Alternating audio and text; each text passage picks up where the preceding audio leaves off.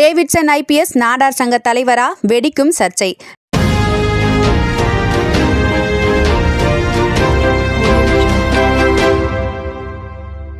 நாளை பிறந்தநாள் காணும் நம் குலத்தோன்றல் மனிதநேயமிக்க காவல்துறை அதிகாரி, தமிழக சட்டம் ஒழுங்கு கூடுதல் ஏடிஜிபி என்று ஏகத்துக்கும் புகழ்பாடி வெளியாகியுள்ளது டேவிட்சன் தேவாசீர்வாதம் ஐபிஎஸ்க்கு பிறந்தநாள் வாழ்த்து.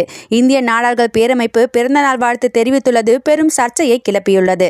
ஜாதி, மதம், இனம், மொழி பாகுபாடின்றி திமுகவின் திராவிட மாடல் ஆட்சி நடைபெற்று வரும் நிலையில் இதுபோன்றதொரு வாழ்த்து செய்தி பெரும் சலசலப்பை ஏற்படுத்தியுள்ளது.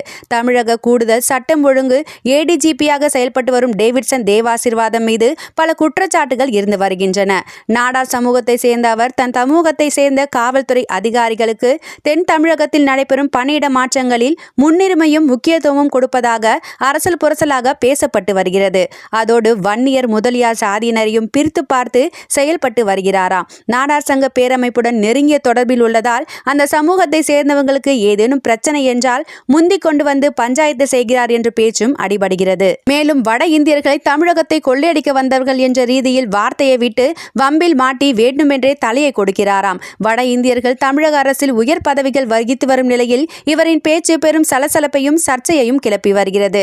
தென் தமிழகத்தில் பணியிட மாற்றம் கோரும் காவல்துறை அதிகாரிகளை ஜாதி வாரியாக வரிசை கட்டி பாரபட்சம் காட்டப்படுவதாக இவர் மீது தமிழக உயர் காவல்துறை அதிகாரிகளுக்கு எழுத்துப்பூர்வமற்ற அதாவது வாய்மொழி புகார்கள் சென்றுள்ளதாம். இப்படி பல்வேறு சர்ச்சைகளுக்கு சொந்தக்காரரான டேவிட்சன் தேவாசீர்வாதத்தின் வாய்க்கு தமிழக அரசு பூட்டு போடுவது எப்போது, இவரின் பாரபட்ச முகத்திரையை கிழித்தெறிவது எப்போது என்று காவல்துறை அதிகாரிகள் வாய்விட்டே அலறத் தொடங்கியுள்ளார்கள்.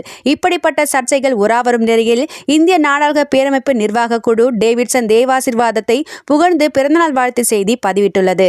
இது அவர் காட்டும் பாரபட்சத்தை வெளிச்சம் போட்டு காட்டுவதாக காவல்துறையினர் மத்தியில் பேச்சு அடிபட்டு வருவது குறிப்பிடத்தக்கது.